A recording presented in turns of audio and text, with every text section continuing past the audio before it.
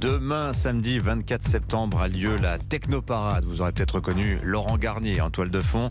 Après 2 années blanches à cause de la crise sanitaire, elle revient donc cette Technoparade et son traditionnel défilé de chars et de teufeurs. La première édition a eu lieu en 1998 avec pour parrain l'ancien ministre de la Culture, Jack Lang.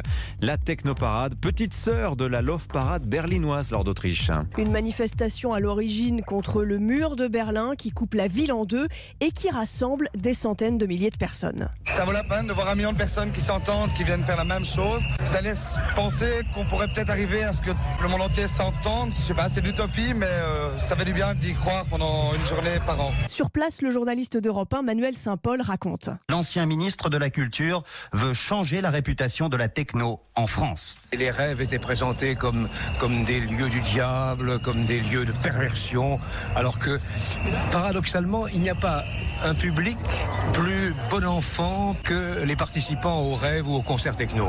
Ce n'est pas faux que, parfois, vous pouvez trouver ici ou là des drogues, et parfois des drogues dangereuses. Mais ce n'est pas spécial à la techno. Et l'année suivante, donc, Jack Lang crée la Technoparade en France. Et c'est un immense succès. 200 000 personnes vont participer à cette première édition française. Oui, une circulaire interministérielle sera même rédigée reconnaissant l'aspect culturel de la techno. Gadvel, le producteur de la première Technoparade, se réjouit que ce genre musical soit reconnu. Je pense que le grand public commence à comprendre que les fans de techno, c'est un public très dynamique, c'est la jeunesse telle qu'elle s'exprime aujourd'hui dans la rue, et que finalement cette musique qu'il croyait underground, qu'il croyait très particulière, est une musique qu'il commence à apprécier. Et sous les fenêtres des Parisiens, ce DJ dit Franck fait découvrir son univers. On leur amène là directement la vision qu'on a nous et on essaie de la faire partager. Donc ouais, c'est bien que justement ça peut ramener encore des gens.